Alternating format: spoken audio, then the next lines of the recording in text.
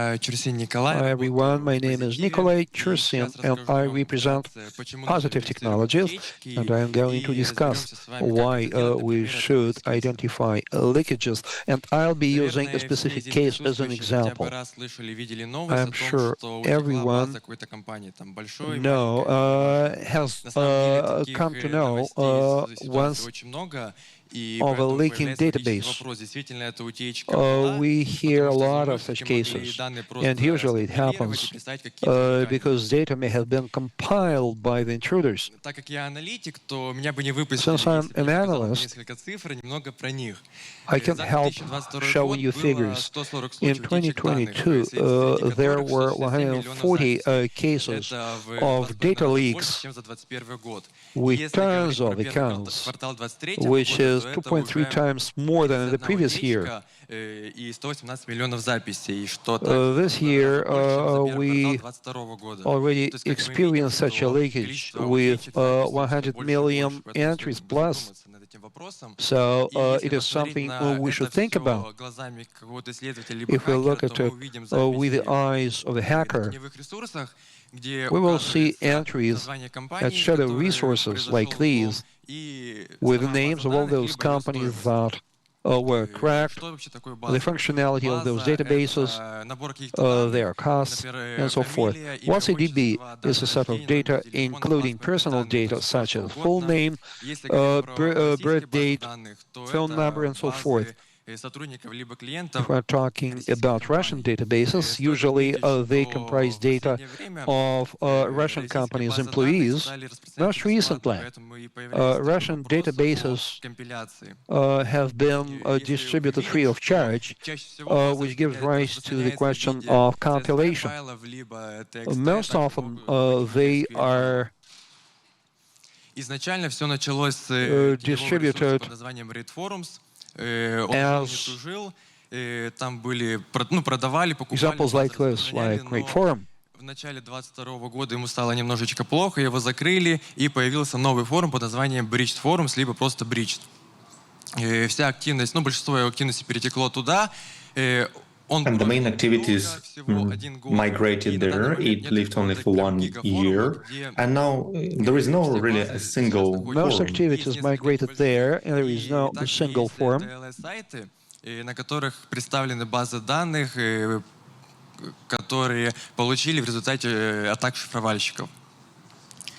Параллельно со всем этим, если вы слышали, набирает популярность мессенджер Telegram, и он набирает популярность как площадка для оказания теневых услуг, в том числе. Currently, it's being more popular as a platform to provide shadow services as well as sharing databases. As I already mentioned, databases can either be sold or be given for free. And based on this, the methodology of analysis changes. And if we compare it to pen test, we could have a white box and a black box. If it's shared for free, then they can get it for free, and it's a white box. But if it's sold, then obviously you can get a part of it. You can get a sample of some database, and in this sample, the part of data can be hidden. And that's why we have different approaches. And we will cover one of the cases. That's from my experience. I just generated this data. And we had the first, second name, as well as patronymic name, data, passport, phone number, and email. You can see these fields are partially covered. We can't really understand what these people are and what kind of data is presented here. What kind of tasks are presented for us when we have this search through the hidden data? We have to verify it on the merging, on the verification of data with the other data in the database, and first we'll analyze the email. And we can see in one of the lines, it has a name in one of the lines which has email point. Then we go to a special service, we use this name, and we get a few hundred results. We can also use additional filter, the name and the patronymic name, as well as the phone number, and we will use them during the next stage. Stage number 2. We look through all this data and we see this unique combination. Case, it's Alisa Oktyabrinovna. It's a very rare name. And as a result, we get the phone number and we can see that the birthday did not correlate with the previous birthday from a different service. Then we will use this full name and the partial email address, and then we'll be able to get the full email address. After those 2 stages, we don't really have any lines with any unique data, so we'll have the sensitive queries. For example, phone numbers. We need just 2 last digits and we just brute force it. We use a different service, which makes it possible for us to do so. And we get phone name, we get birth date, we get passport number, phone number, as well as email address. And we can see that the birth date is different from the birth date which we got with a different server. And we can use an additional service to get the passport number, and we can see that it's different from the one we had before. As a result of these manipulations in 3 stages, we get the full scope of data, even more than we had originally, and as a result we can say that this database is a compilation, as we can see that birth date and passport number did not correspond to the case data and to the other sources, and I did not have any unique lines. All these lines I found in other leaks. As a result, we have several questions. Can you actually believe these services, Telegram bots? Can you actually verify a leak? And I believe that you should treat these results as some kind of precise data. Obviously, that would be wrong to do so, because they could potentially have compiled databases. And this Telegram bot would use some sort of database. It parses it, and you can look through it. But there could be some minor mistakes when parsing a database, and as a result, final findings could be wrong. For example, I had, in my experience, I knew that this person existed in the database, but the Telegram bot would continuously tell me that there was no such person in the database.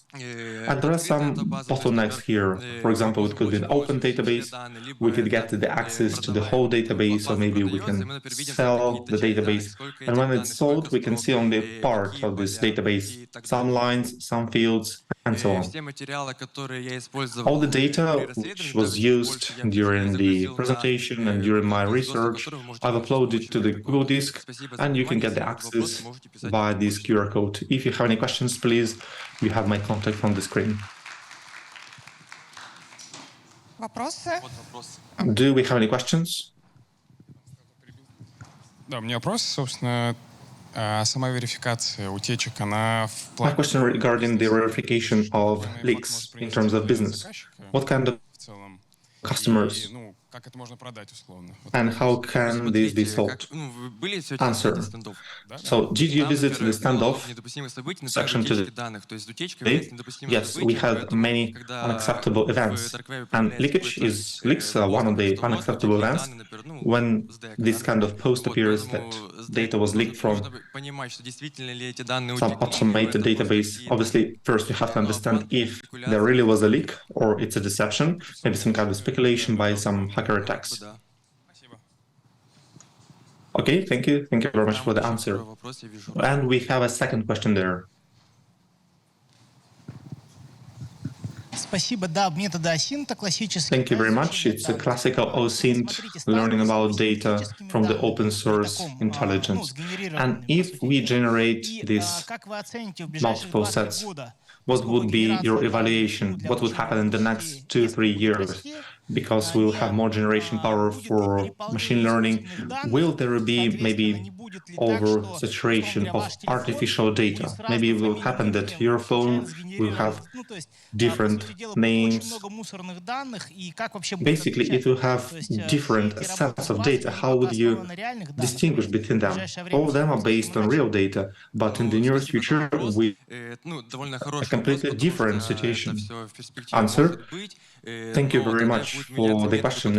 This could happen in the future. This will probably happen in the future, but the approach methods will also change. And every time, some new methodology is applied. Every time there is something new which you have to cover. And based on this, researchers use different new methodology to look for potential leaks and to verify it.